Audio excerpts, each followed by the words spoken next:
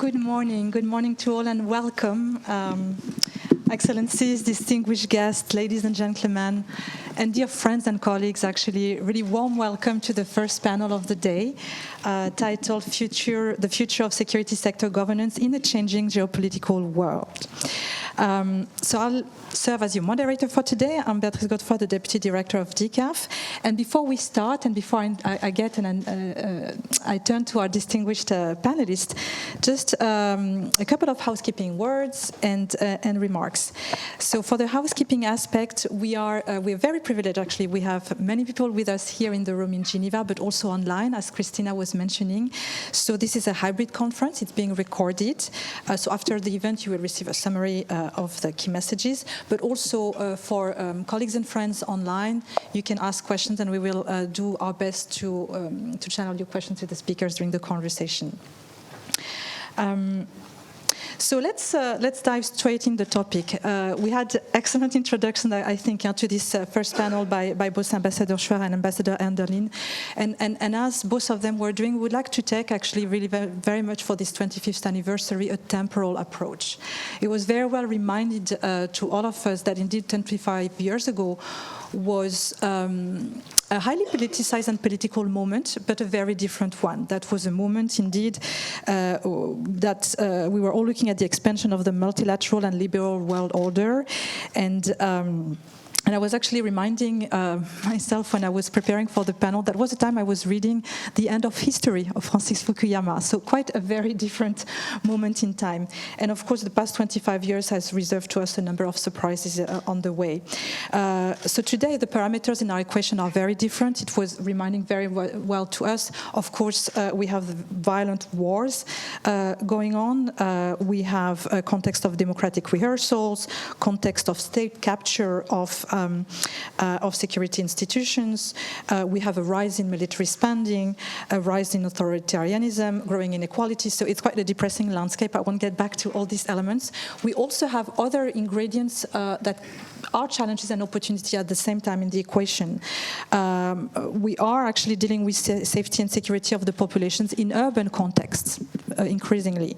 We have indeed climate change, which is an important parameter in the equation that is getting more and more front and center in the days and lives of communities, but also of security forces. We have rapid technological developments, including AI, leading also to disinformation, misinformation, to cyber issues. So all of this and all this complex situation require us as security sector governance actors and stakeholders to be even more agile, especially when it comes to some of these developments who play a major role to break down the trust in the social contract between the people and the security provider. And I think it was very well reminding that trust is at the heart of what we do when working in security sector governance. So indeed, the topic of the day is precisely indeed discussing the how practically we can do security sector governance in the context of democratic backsliding and all of these challenging new issues, and how security sector governance can be leveraged to help prevent violence to the best benefits of first and foremost the people and the communities, but also to build more resilient societies, states, nations going forward. So for this conversation, I feel extremely privileged and grateful for the panel that we have today. We have four fantastic speakers with us. So let me introduce them to you. So starting with you, Aris. So Dr. Aris Arugay, you're professor of the Department of Political Science at the University of the Philippines, Diliman, in Quezon City. So thank you so much for traveling all the way, for being here with us. Mrs. Dunia Mijatovic, a renowned human rights expert and former Council of Europe Commissioner for Human Rights and former as well OSCE representative on freedom of the media. Thank you so much, Madam, for being with us this morning. moving to Fonte, Dr. Fonte Akoum, who traveled as well a long way to be here with us today, is Executive Director of the Institute for Security Studies. Welcome. And last but not least, Dr. Uju Agomo, a good friend of DCAF, founder and Executive Director of Prisoners Rehabilitation and Welfare Action, and a member of the Executive Committee of the African Security Sector Network. So thank you so much also for being here. Okay, so without further ado, let's get starting with the discussion. And coming back to the temporal approach, we will first look at the past and really hearing from all of you what you have learned from the past 25 years of doing good security sector governance in a variety of environments. And I'll turn to you, Aris, to get us started with your extensive expertise in democratization, civil-military relations in the context of the Southeast Asian region. And you also know DCAF very well. So please, over to you to kick us off. Thank you, Beatrice. Good morning, everyone. I'd like to congratulate DCAF for its 25th anniversary. Thank you for this invitation. I think for many of us, when we came across security sector reform and security sector governance, we were approaching it from various entry points. From my point of view, it was more on how do you consolidate transitioning democracies, particularly the Philippines. But some of us in Asia were approaching it from a post-conflict context, a democratizing civil-military relations context as well. So in the past, maybe I can distinctly remember reading the first article on security sector reform and written by Heiner Hangi, this idea that security sector reform seeks to go beyond the military and is comprehensive, quite ambitious, but as mentioned earlier by the ambassador, ambition is not necessarily a bad thing.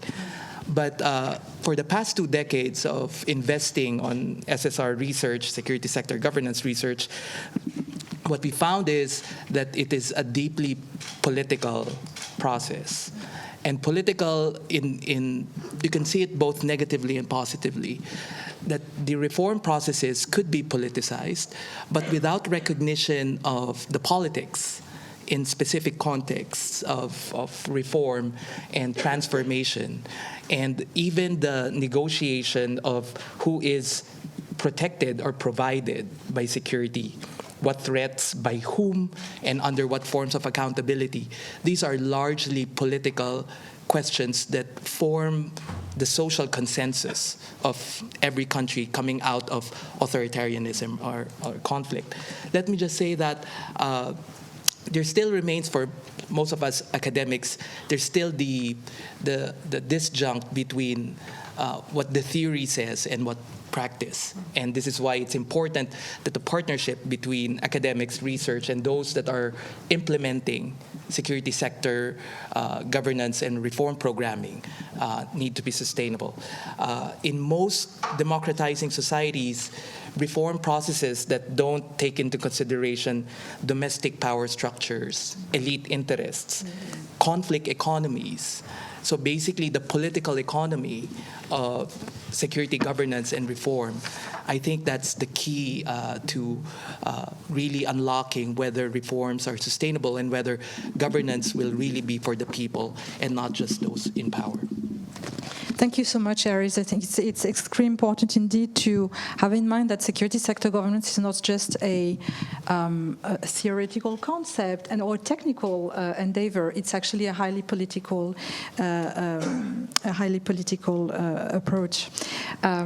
So let me turn to you, Uju. Sorry, you're in the end of the the row. You were a member of the National Human Rights Commission of Nigeria and was the Commission Special Rapporteur actually on police prisons and centers of detention. You were also one of the key experts who called upon, or we called upon as DCAF to help us to design our strategy 2030. So in your view, could you tell us why SSG is so important and what difference it makes with regards to in-country programming, also taking the civil society perspective? Wow, thank you very much. And I would start by reminding us of some of the things the two ambassadors spoke about. Very, very true. About, first, the fact that this is complex, but it is also at the same time simple. The fact that this needs to be comprehensive, the fact that it requires trust, building trust, respect with human beings. Those are all important. Now, let me say that there is something we are missing as a people. On one side, you find the key of looking at the political dimension, because you said it's all politics, so you look at politics playing everywhere. But you know, the truth is, maybe I would put it right front as I speak now, but throughout this my discussion, I will try to see how I can take different elements of what I'm about to say. I call it the PASO code. PASO as in P for partnership, A for apprenticeship, R for relationship, C for citizenship, E for entrepreneurship, L for leadership, S for stewardship. Because of my limit of time, I won't go through all of them now, but let me just take one to explain. Do you know that there is no way you can have two nations go into war if the leaders of those two nations are good friends? At a personal level, if they are good friends, as a matter of fact, why people go into different kinds of alliances and why people break alliances and why people do things that they do, including go into war, boils down to the fear, to the threat that you are after me, to the fact that they lack trust. You mentioned it, Your Excellency. So what was the things that we have learned? We have learned that the theories don't work. We have learned that importation of ideas that have no connection to the realities on ground don't work. We have learned that when you ignore local ownership, it can be sustainable. We have learned that when you look at it as only a problem caused by the people and only a problem that can be solved by dollars, ignoring the fact that the people are part of the solution, you can't get it. And this is what we are losing. As a word, we must see the whole of society's approach. Let me repeat. The whole of society's approach. You have talked about the gap that you saw between the academics and how there is a complete disconnect between that academy and what is on the ground. So, yes, you need the research. Yes, you need understanding also the perspective of the people, including their perception. It doesn't matter whether those perceptions are wrong. So I need to say there are a lot of things that we have done that we have got it wrong. But I think as we begin to discuss, there is still hope. Hope in connecting the dots, hope in seeing people as human beings, respecting them, understanding that they have something to bring to the table. Hope in dealing with our unconscious biases. And there are many unconscious biases that are playing out. Let me stop here. Thank you very much. If I have another opportunity, I will expatiate. Don't forget the PASO code. Definitely have the opportunity, Uju. Thank you so much. I mean, and thanks for the message of hope and also the local ownership and the fact that people are not only victims but very much at the center of the response is absolutely essential. Thank you so much for reminding us that. Let me turn now to Dunya. You have an extensive knowledge, obviously, on institutional building in transitional states and many, many years of experience also in issues related to the journalists and to the media in terms of their safety as well. So I would like very much to hear from you in your experience, what have you learned, including from a multilateral perspective? Thank you. Thank you. Thank you. Can you hear me? Yeah. Thank you very much. It's a real pleasure and honor to be here and to take part in this extremely important discussion. When I saw the topics of discussion, I thought, oh, well, I spent more than 2 decades reminding politicians, governments around the world, multilateral organizations, academia, about the importance of human rights when we discuss security. And I'm glad, this topic is somehow back for different reasons. When we talk about multilateral world and multilateral perspective, I think the past 25 years have taught us several essential lessons, and we already heard several speakers today reminding us about what makes security governance effective and also what makes it particularly fragile. And particularly fragile is really not being part of the reality on the ground that you were talking about, letting people down. On so many occasions, I'm not going to name the countries or the politicians who told me, well, Dunya, human rights, freedom of expression, safety of journalists, activists, human rights defenders, all this is important, but let's talk about security first. We need to make our citizens safe. And who would argue that there is a legitimate right of any government to make people safe and secure? But the process to do this is a big question that we need to answer. First, I would say the core lessons: security must serve people and not power. Across the regions, the Western Balkans that I come from, but also Eastern Europe and beyond, reforms have only been sustainable when rooted in human rights, accountability, and transparency. And those are all, as we already heard, just wonderful words on paper. We look great on paper. We tick the boxes, resolution this, resolution that, documents. We are so proud if you look at the paper. But what is happening in the field and what is happening to people is a different story. Whenever security institutions become politicized, captured, or used as instruments of intimidation, societies become weaker and not safer. And that is what I learned as international official, that safety and security doesn't bring society into the era where we can say, yes, we are safer. We are living in a most vulnerable environment, and the democratization and SDG rise and fall together. So it's not something that you can say that it can be separated. And I have seen this repeatedly when democratic space is shrinking, and I saw it on many occasions. The first casualty is independent oversight of the security sector. And this is also the place where this can be repeated. And I know that DCAF did great work on reminding us all why this is so important. And rebuilding this oversight, which I think is also crucial, parliaments, regulators, media freedom, civil society space, is always the hardest and longest task. And when it is undermined and destroyed, to repair it, it takes enormous amount of energy, dedication, and time. And the third I would like to mention is impunity that corrodes absolutely everything. Whether we speak about unlawful surveillance, that I'm sure we will touch upon, excessive use of force or misuse of counter-terrorism frameworks, the absence of accountability destroys public trust. And no training programs, no technical assistance, all these wonderful things that DCAF is also doing, no new equipment can compensate for weak rules of law that we see in too many countries.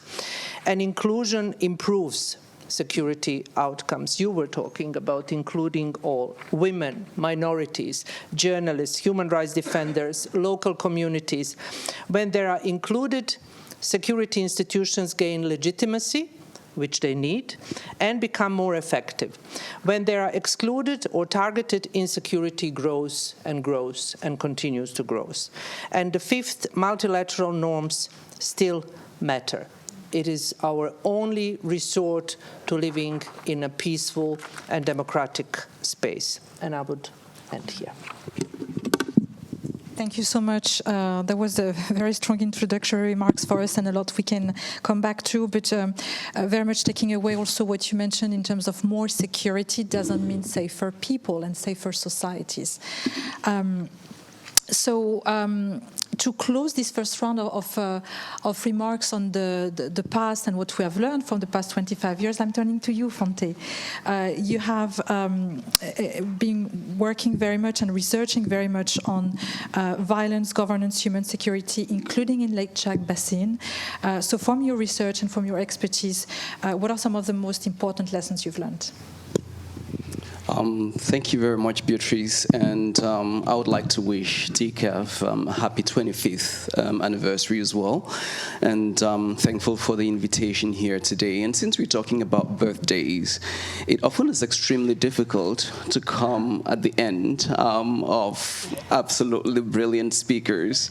But let's look at the coups, for example, which are coming back on the continent. The average 40-year-old coup leader in Africa was 15 years when DCAF was founded.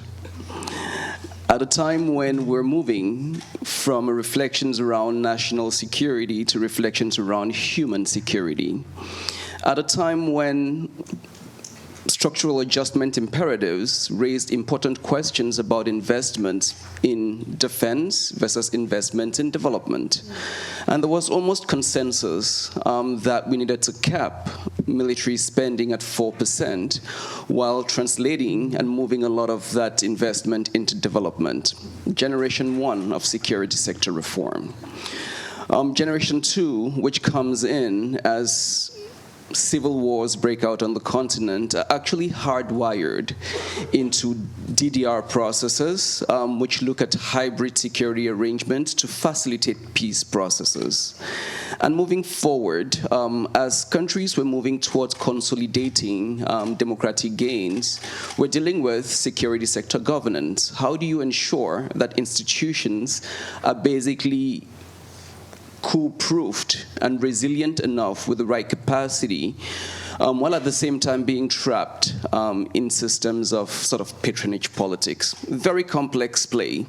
And coming to 2020, against the backdrop of COVID, it almost seems as if everything came full circle with the return of coups on the continent as well. So what do we learn? The first lesson is that security sector reform or governance is an evolutive process, and it's not linear at all. You're going to have 2 steps forward, 3 steps back, but whenever we take 3 steps back, it's an opportunity to actually reassess, re-engage, and draw lessons. The second observation is that the question of people-centered approaches is fundamental. But one of the key questions that accompanies that is effective territoriality as well. So as much as we talk about the people, to escape the trappings of capital city conversations, we need to interrogate the capacity of states to exercise full territoriality as well as part of security sector engagements and governance processes. And that speaks much to the issues that Ambassador Shua raised in her opening remarks about the extent of terrorism and the ways in which terrorism actually undermines governance. The third point that's fundamental is you cannot advance security sector governance and reform while ignoring 50% and more of a population, which is the women. So gender plays a fundamental role in this process, and I think there's been quite an investment in getting centralizing the gendered conversations as well. And then the fourth lesson is the nature of the erosion of security that we see is increasingly cross-border in nature.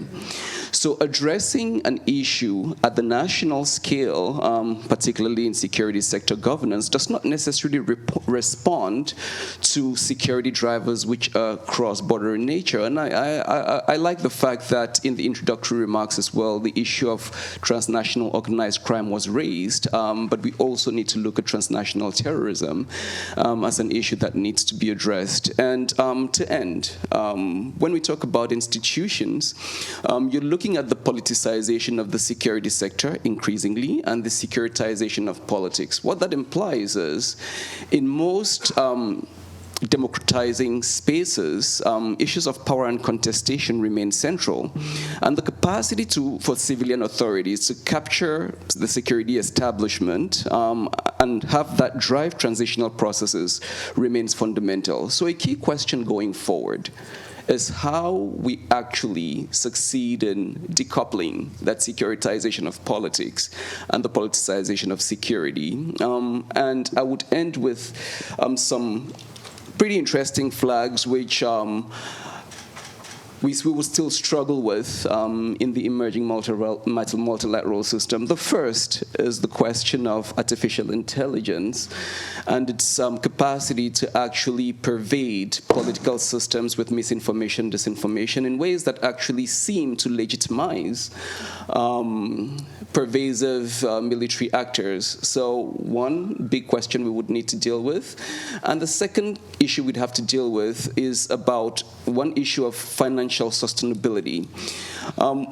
We don't talk enough about the implications of the debt burden on public expenditure and the implications itself for effective governance, which has implications for security sector governance as well. And I think those linkages are two fundamental issues which would continue to undermine security governance and security reform in Africa over the next decade if they're not taken care of. Thank you very much.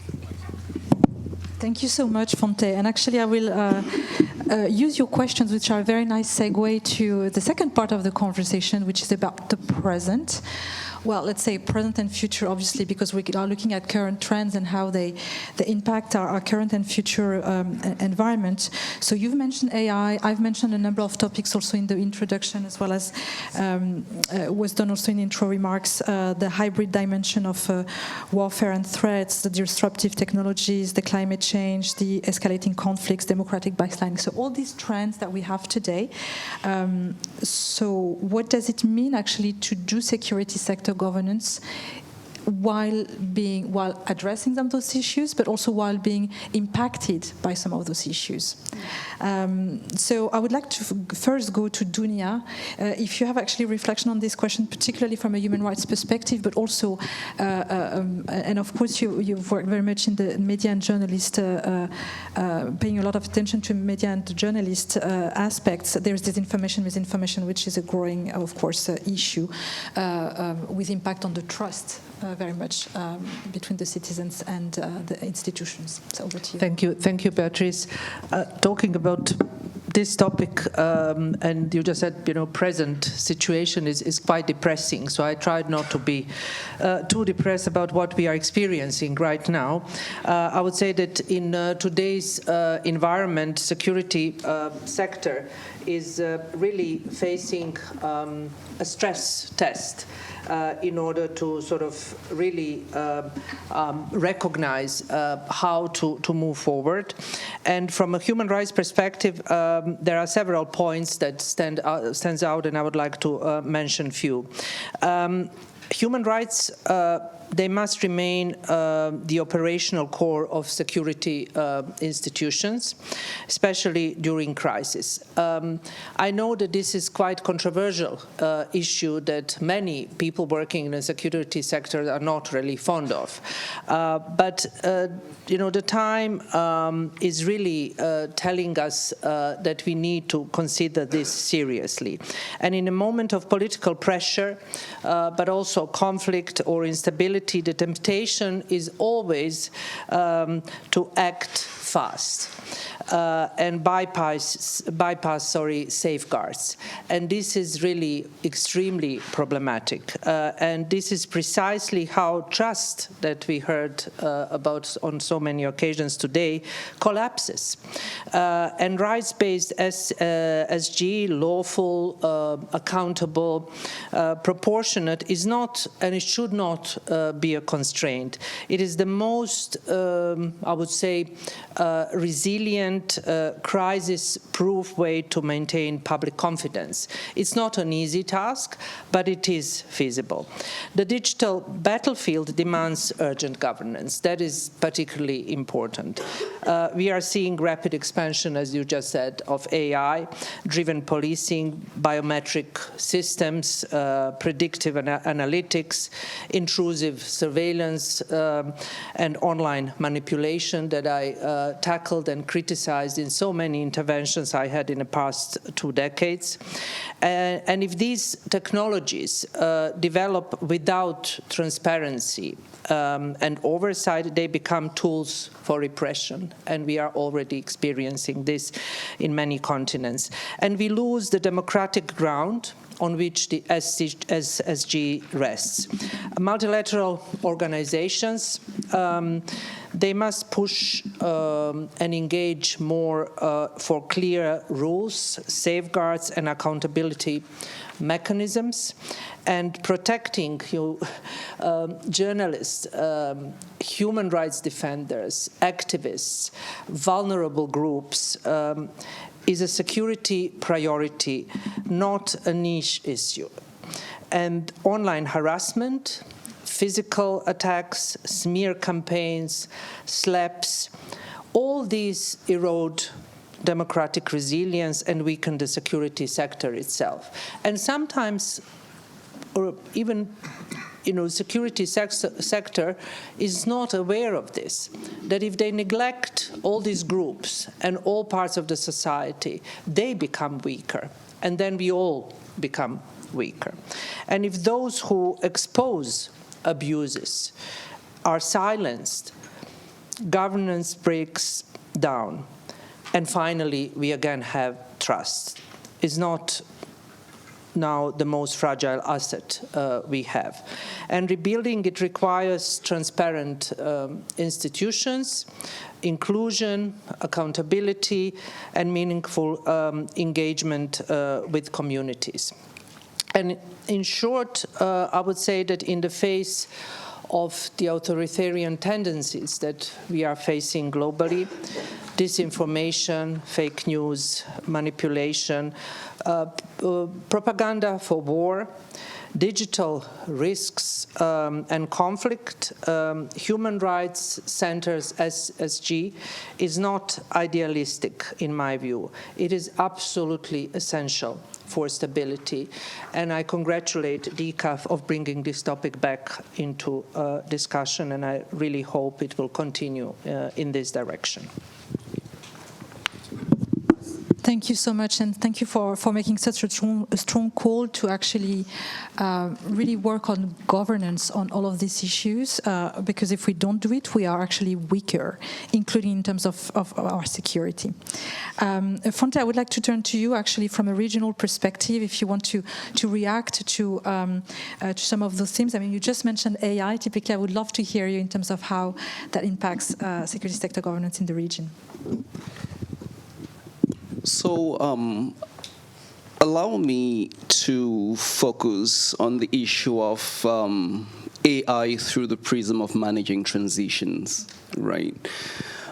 Because what we are seeing, in fact, is a context, and I think the frame was aptly set at the beginning, with multiple transitions at the global stage, which is basically characterized through what we are seeing as increasing gridlock at the UN Security Council, and which is refracted in many other spaces. Within ECOWAS, we have seen a fracture within the regional organization as well.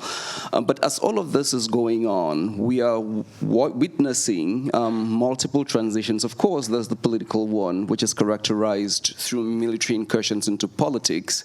There's a demographic one, where you have a generation of young Africans who are benefiting from investment in education, and a technological one. The proliferation of technology is actually putting technology in the hands of many of these people and making them less dependent on government for jobs as well. This is a very complex setting with which to actually engage. But what that creates, in fact, in a context of unregulated artificial intelligence, is there's the entry of artificial intelligence into these spaces in 2 dimensions. The first dimension is the software, which basically translates into the use of information technologies to actually promote specific political agendas. The second is the weaponization of the spaces through the use of weaponized drones as well. And we have seen them in battlefields, in civil conflict, but also in terrorist battle spaces. What that means, in fact, is we might talk about an investment in security sector, but we have to also interrogate what the specific need in a specific context is at a specific given time. And this changes are happening so fast that you would need multiple layers of regulation to be able to effectively deal with them. Regulation, global regulations, and of course it's further complexified by the return of mercenary actors into those spaces, which even makes it muddles the water even more. In this context, you need a regulatory environment which is solid enough. Second, you need a monitoring environment which effectively captures the transformations and the impacts that they are having. And I think organizations like DCAF could play an important role there. At the national level, you also have parliaments, which are supposed to play a role deriving from regional legislations and all of those. So the regulatory environment matters. And then the third is basically trying to explore ways in which you don't throw the baby out with the bathwater. Are there ways in which you cannot counter misinformation and disinformation while using new technologies as well as ways of advancing democratic control of the armed forces and advancing better territorial effectiveness as well.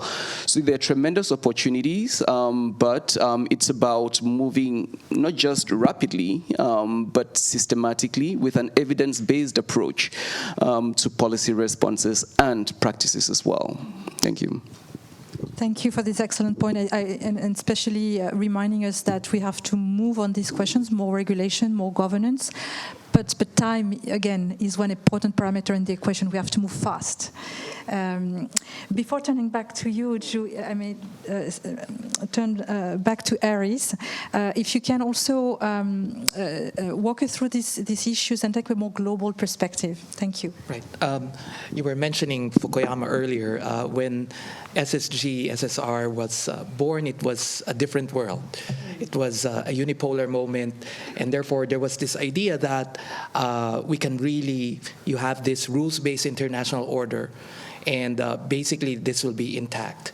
What we're seeing right now is a multipolar world that's largely fragmented, and on the part of Asia, largely polarized between a status quo state that wants to uphold this international order and a already risen superpower that wants to revise the rules because the rules no longer serve their interest.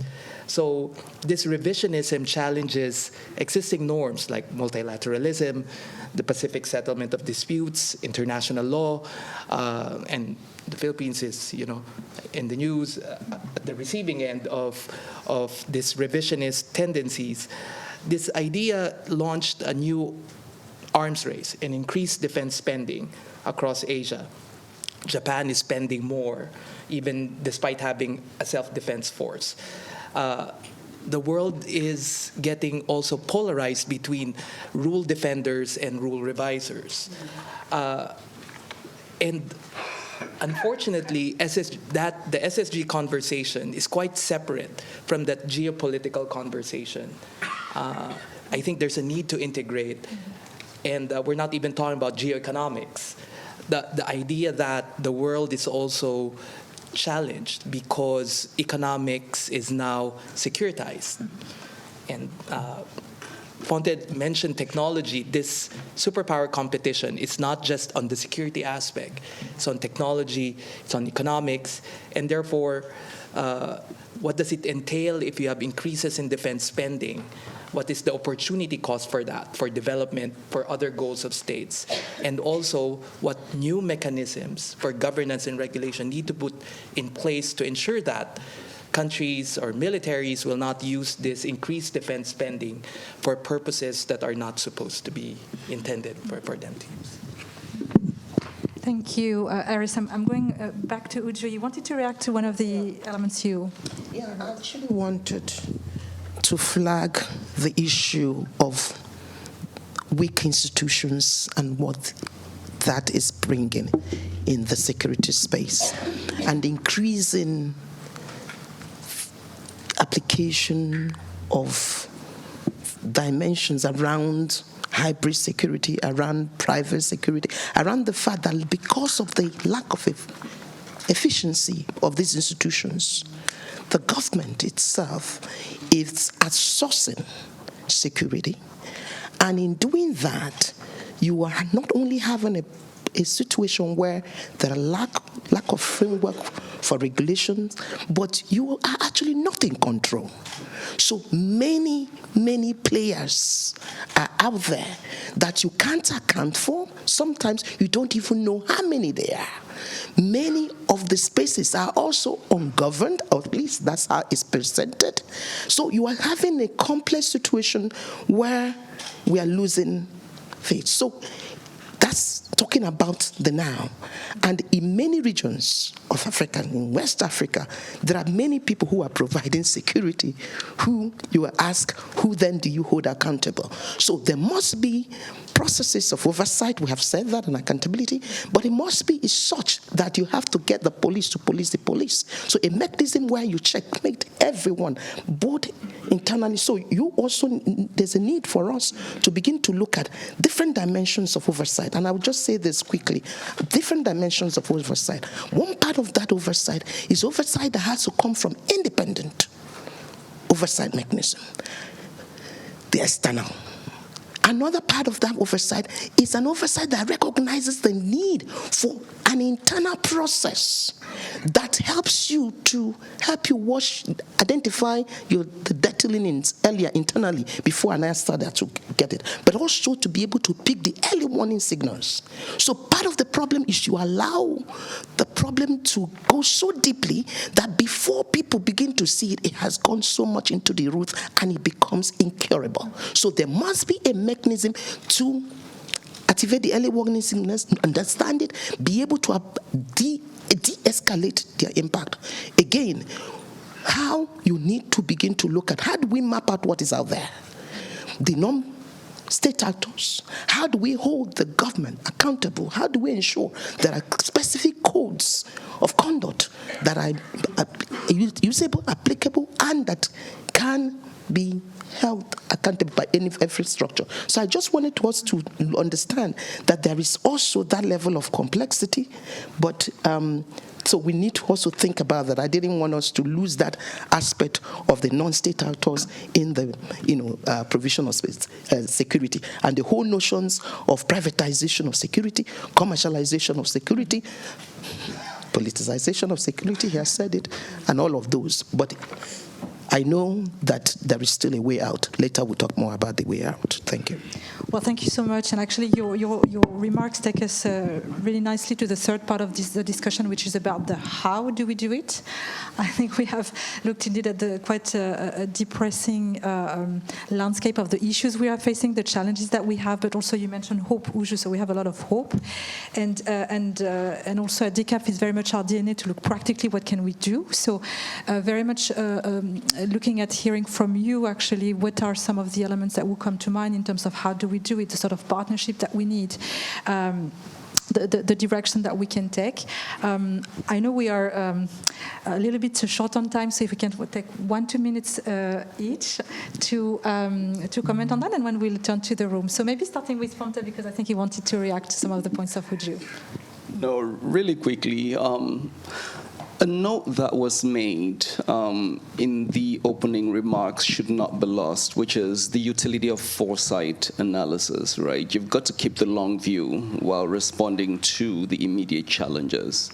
That's fundamental in how to move things forward, which implies that you've got to look at some of the structural drivers and that some of the structural factors driving the changes at the moment. And one of those key factors is basically the role of private information technology firms, or which are basically driving some of the chips wars as well. And I think that's fundamental. So packaging them as private sector actors and finding ways in which states can actually engage with them as well, not just in the regulatory space, but in the utilitarian space as well. That's one that I would flag. The second is we could talk enough about regulation, but regulations alone would not actually solve the problem. The degrees of enforcement in ways that are legitimate, accountable, are fundamental, which fundamentally brings us back to the broad question about how we get governance right, to make it accountable, inclusive, representative, in order for it to deliver the basic social goods and public goods, including the good of security. Thank you. Thank you. Dunya? I'll try to be brief. So looking... Ooh. Okay, it's okay now. So looking ahead, there are several ideas that multilateral actors, including DCAF, in my view, should do or must lead with clarity. First, that comes to my mind is really to reclaim the multilateral space for SSG. The geopolitical climate will not become easier, that's for sure. And we need stronger, not weaker, multilateral mechanisms that monitor abuses, support oversight bodies, and protect those working for reform. And that requires, as we all know, political courage and not only technical expertise. So it must be interconnected. Then I think what is important is to make digital governance a core pillar of SSG. AI, autonomous systems, data extractions, platform power, these are reshaping security at a speed our institutions are not prepared for. And we must hardwire human rights, transparency, and democratic oversight that is so important into digital systems now before abuses become entrenched. And it's already happening, unfortunately. Then I would say invest in prevention and early warning. We often act too late. Multilateral organizations need stronger early warning mechanisms and the willingness to speak up early, even when it's politically inconvenient, which I know is a huge problem that we are facing in today's world. Silence has never prevented a crisis. And then protect and support national reformers.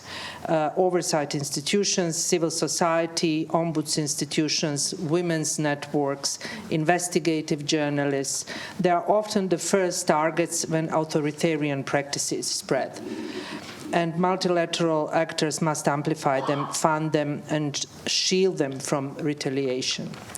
And then I would say that strengthening the accountability ecosystem, and when I say this, I'm thinking about courts, parliament, regulators, anti-corruption bodies, independent media, human rights institutions. So we must ensure that there are better resourced, more independent and more interconnected across borders. We somehow lost the sight of the importance of doing this. And the future of SSG will not be defined by technology, but by political will.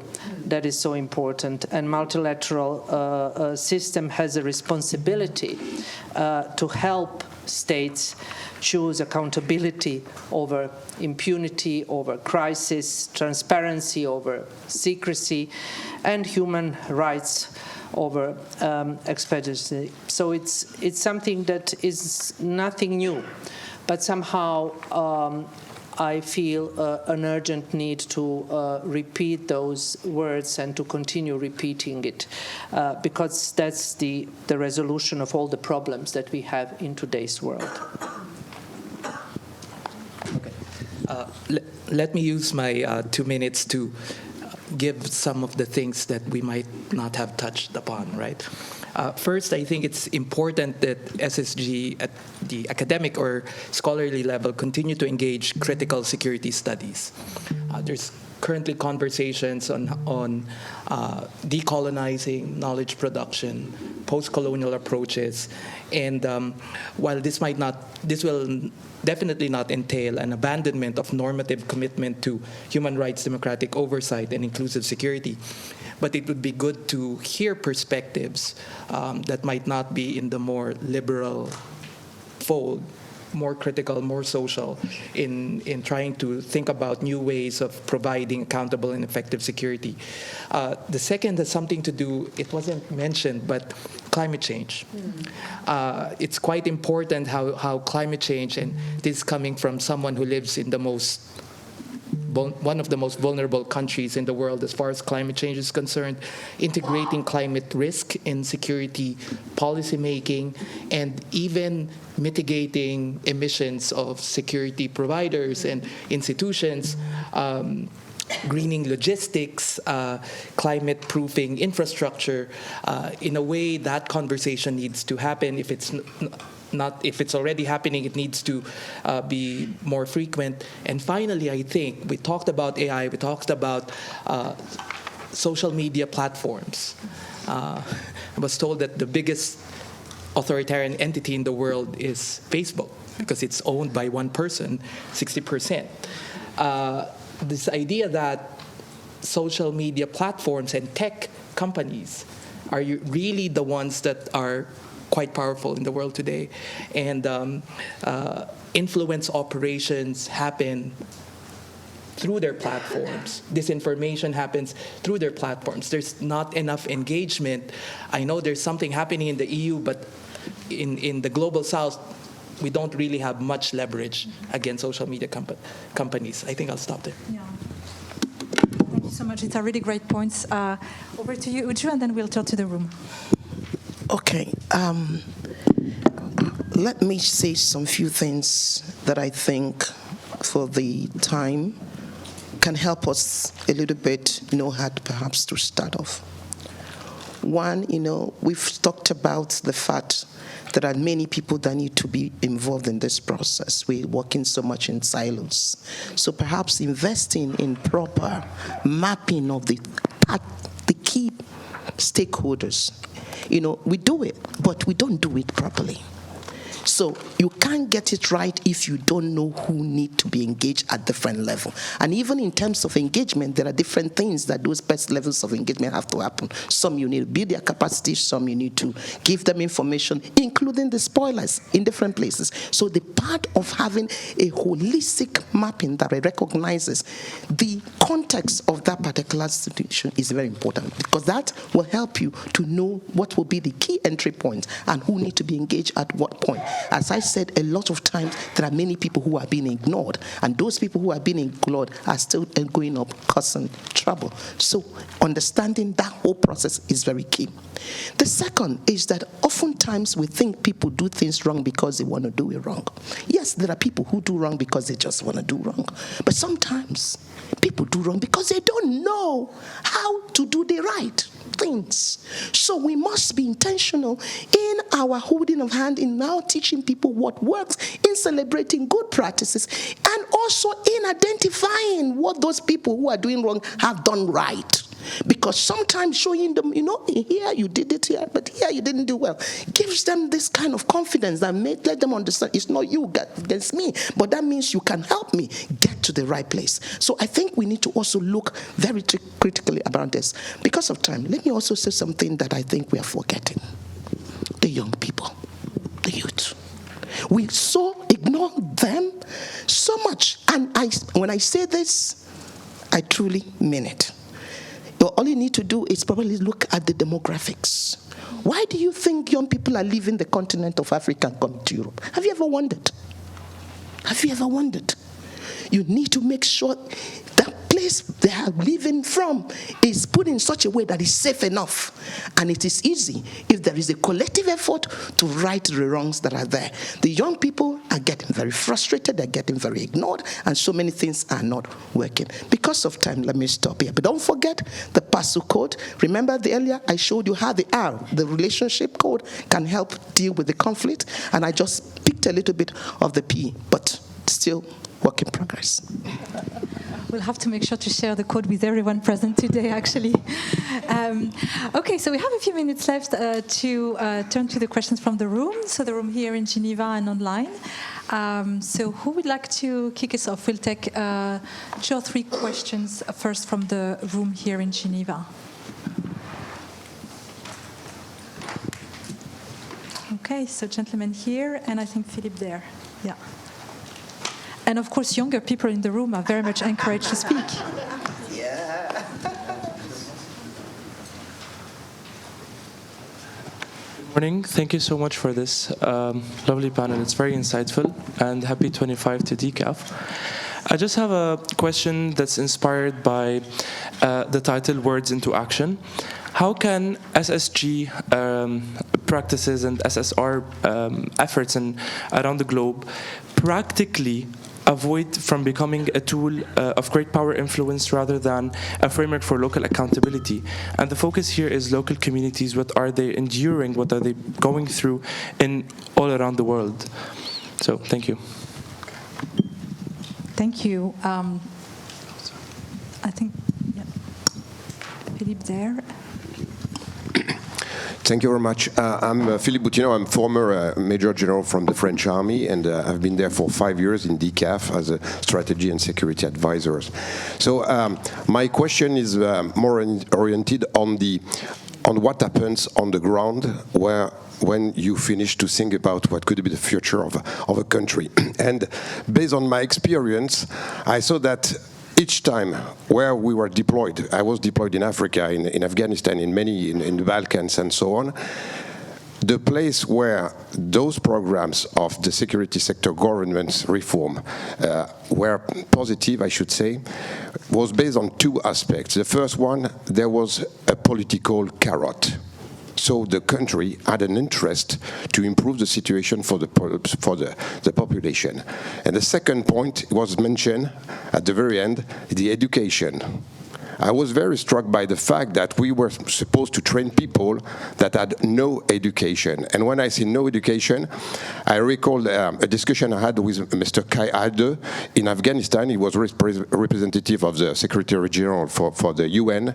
And he said to me, I was Colonel at that time, he said, Colonel, you know, my task is to train an army in a country where people are unable to read and write.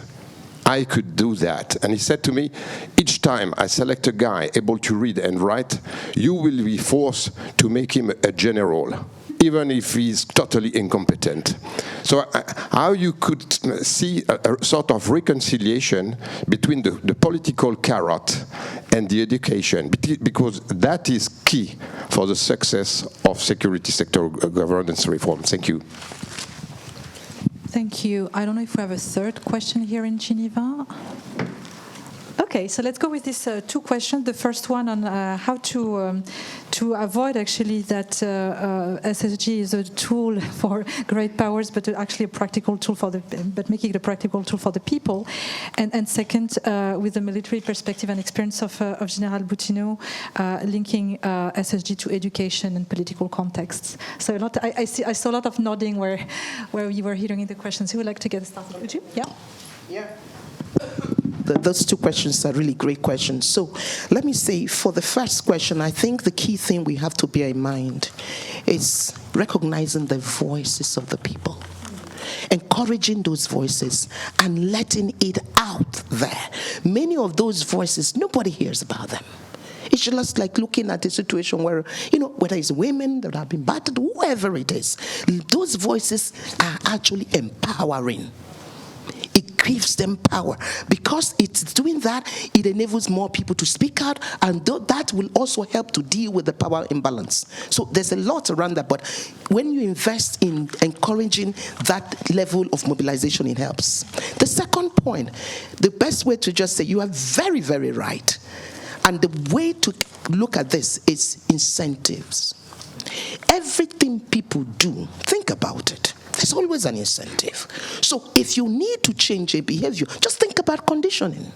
You must think, how do I provide that incentive? That incentive can be just showcasing that, the progress is being made here.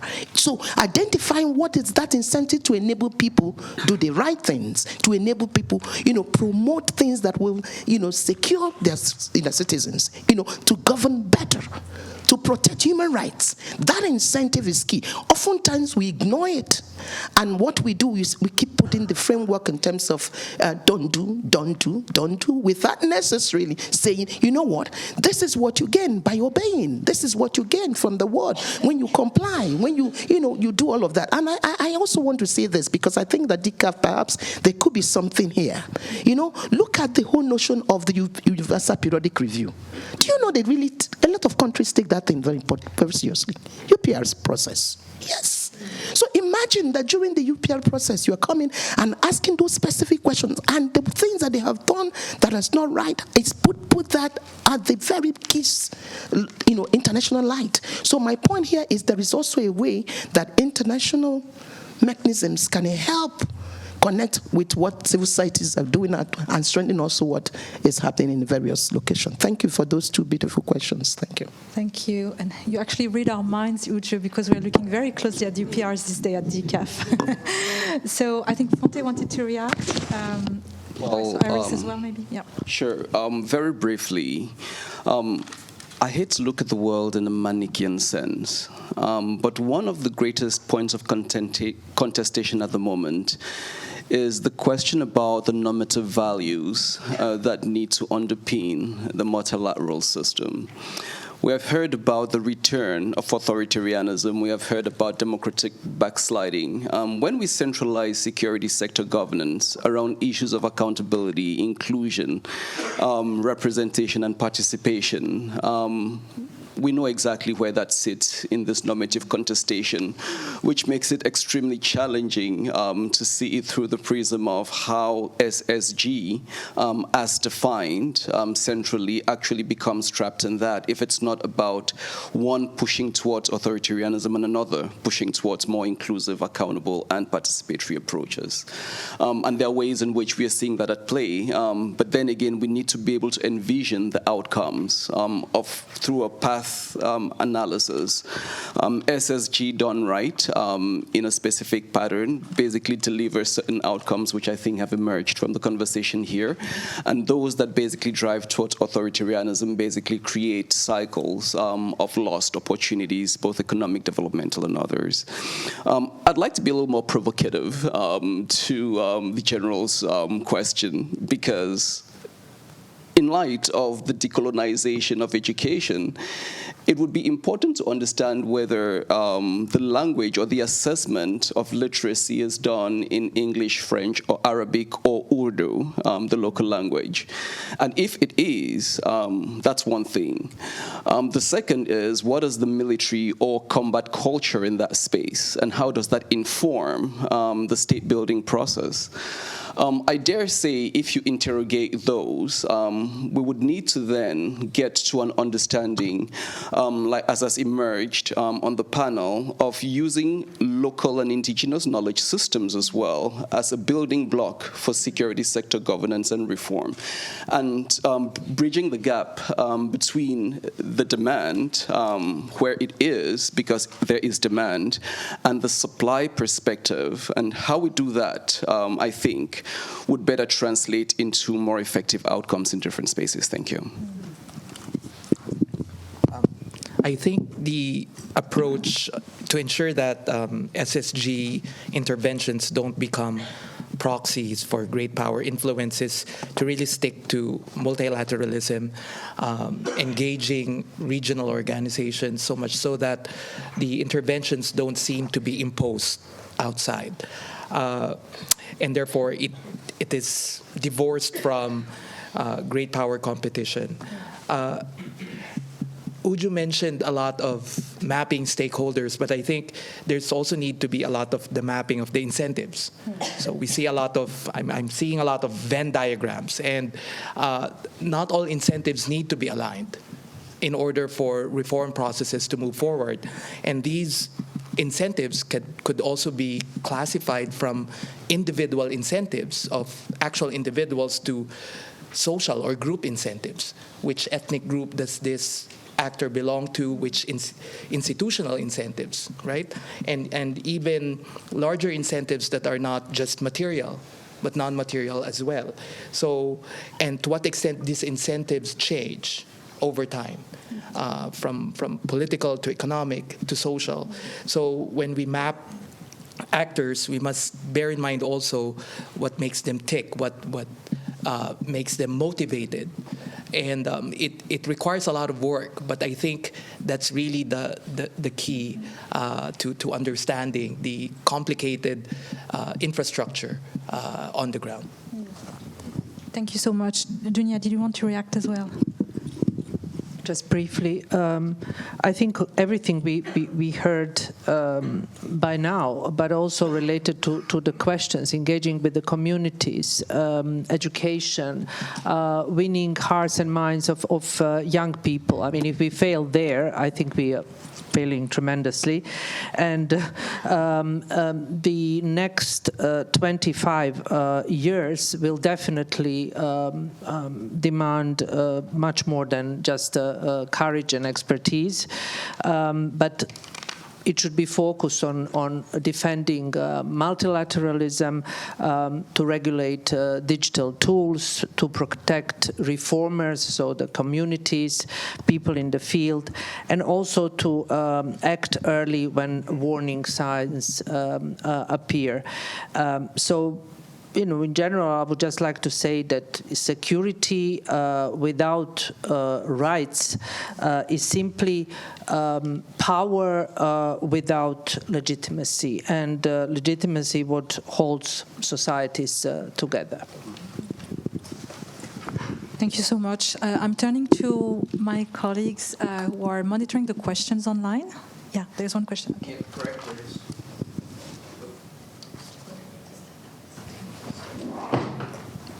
Yes, thank you very much. There's one question in the chat by Yasur Mamadov. He's an investigative journalist on defense and security issues, originally from Azerbaijan. He's saying that he often encounters problems to research the situation in the security and defense sector because the government is not interested to allow journalists to do their job because they talk about state secrets and military secrecy. His question is, how do you think and where is the border between transparency, accountability, and military secrecy? Thank you. That's the only one. Absolutely. Maybe I'm turning to you, Dunya, first.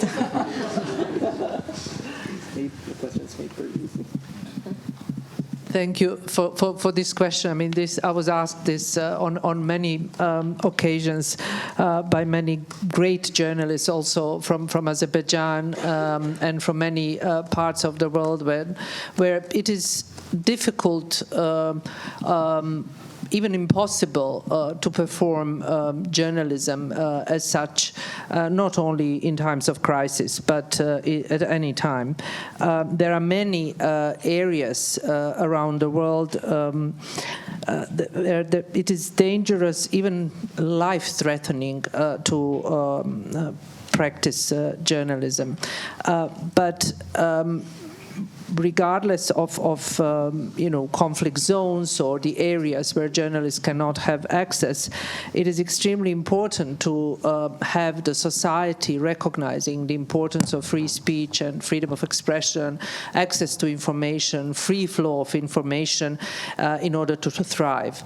And unfortunately, there are many places where this is not the case. And if you add on top of this security measures and secure zones, then we are really experiencing huge problems, and we are experiencing those problems as we speak as well.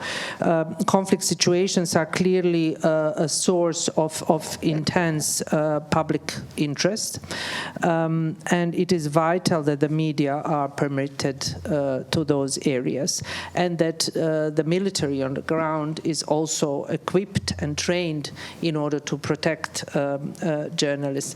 In so many occasions in my career, the answer that journalists cannot access area is in order to protect them. That is simply, in practice, not working, and unfortunately, in most of those more than 90% of the occasions that I had to experience is a simple lie. It is actually to not allow them inform the world on what is happening on the ground, and that is crucially important to remember. Conflict zones are breeding ground for human rights abuses, and it is absolutely critical that objective observers, and in this case journalists, are able to record events so that public bodies can scrutinize also rights abuses and promote accountability. So we must also remember and not forget that human rights, they may be temporarily suppressed, will always rebound, that there is no security without free flow of information. And there is absolutely no situation where I can sort of say that during the time I worked in conflict zones, in war zones, security measures that were introduced brought something good. I'm sorry to say this, but this is the case. If journalists and defenders and activists were not permitted to enter and to do their part of job, we were facing even more problematic situations. How to do this, and where is a thin line? It is by working together. It is trusting each other, is understanding both sides, who does what, who is protecting and who is reporting, and how to do this is definitely not an easy task, but it is possible. Thank you so much. I think we're getting really close to the end of this conversation, so I would like to ask our three other speakers if they want to comment to these questions or to simply add a last remark to that discussion. Aris? Well, in societies that there's a little bit more freedom for media. I mean, in this age of social media and disinformation, sometimes there's an incentive for security providers and the military to engage the media, because if not, then they're going to lose with the trolls and the cyber troops and the narratives that are put out there.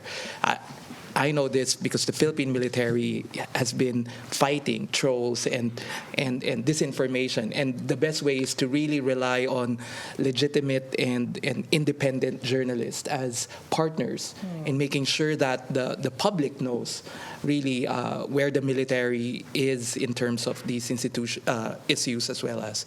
But I'd like to say that to just reinforce what Dunya said, that legitimacy is, I think, an equally important currency of good security sector governance and reform.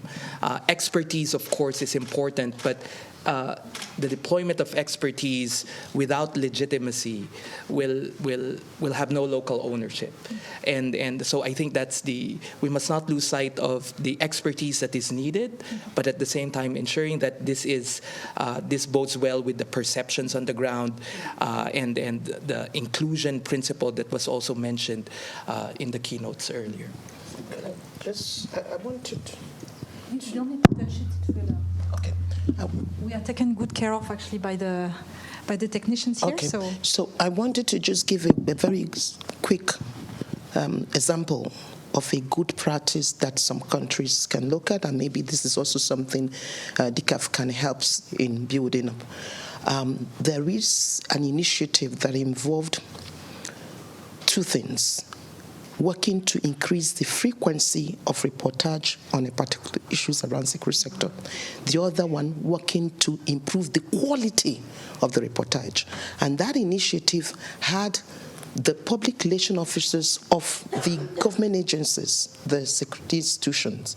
So in this, they had public relation officers in each of the states, so in a particular country. So those public relation officers had a training with journalists, traditional journalists. So in that training, joint training, they began to deal with the issues of lack of trust. They began to understand why they antagonistic of each other, and then agreed to have a network. So that is also something that can be tried, as pilot, because truly that kind of collaboration can help deal with the trust issue, but also increase the frequency and quality of media reportage on this issue. Because once you do that, it helps us get the news out, but it also puts the people in check. So I just wanted to throw that in before the closing. So thank you for sharing these practical examples. Fonte? Okay. Okay, so last word was to Uju. So I think if there is no burning question, we will wrap up the panel. I won't try and dare to summarize everything we have heard, but I think we've gone through looking at the depressing landscape that we have today, but at the same time I really take away a lot of hope and inspiration actually from what I've heard from the panel.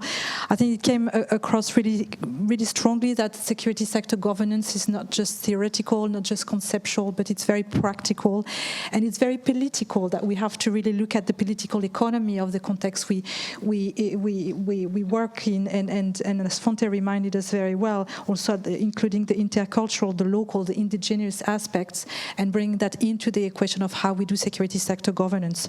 Just a few points I would like to highlight and take away, and sharing my own takeaways with you. One was the need for political courage and political will, which is essential. There is the technique, there is the expertise, but that political courage, we will need a lot of it in the near future. Two, when we speak about the security sector and security sector governance, it's very much about a multi-stakeholder approach. It's the people and all the different variety of organization, communities, etc., institutions which are part of security, and including the youth, including the role of civil society, which are absolutely front and center to security sector governance. Another point, of course, and I think we looked at the toolkit of security sector governance, monitoring, oversight, de-escalation, early warning, transparency, accountability, foresight as well. And all of this, you said it very well, Dunia, nothing is really new, but it's all absolutely essential and urgent today. So it's very much about how do we do this and keep it front and center of the agenda today. What was also really interesting is to see, I think, to put ourselves in this temporal perspective, that so we have to do this urgently because the train is going very fast for us. So how do we as a community also get together and address that really, really quickly? And maybe just, there were so many other points actually on my list, including how we engage the private information and technological firms, including how we engage actors like non-state actors or private military and security contractors, including how we hardwire better oversight and governance into the digital space. But I think my last takeaway is very much about how do we change behaviors. And we have to look at what are the incentives of everyone in the equation, not only one side of the equation, but all the sides of the equations, and that's actually what can make it happen. So, again, very inspiring remarks by all of you, and I hope we can further continue that conversation during the day. Thank you so much.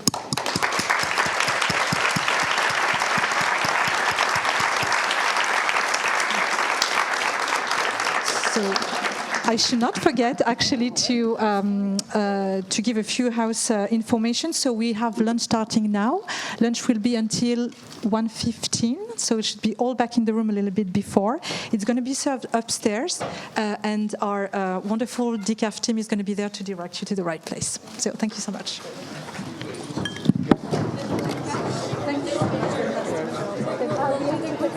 Yeah. Oh, okay. We don't want to, so if you can just sit in front of the chair. Sit down.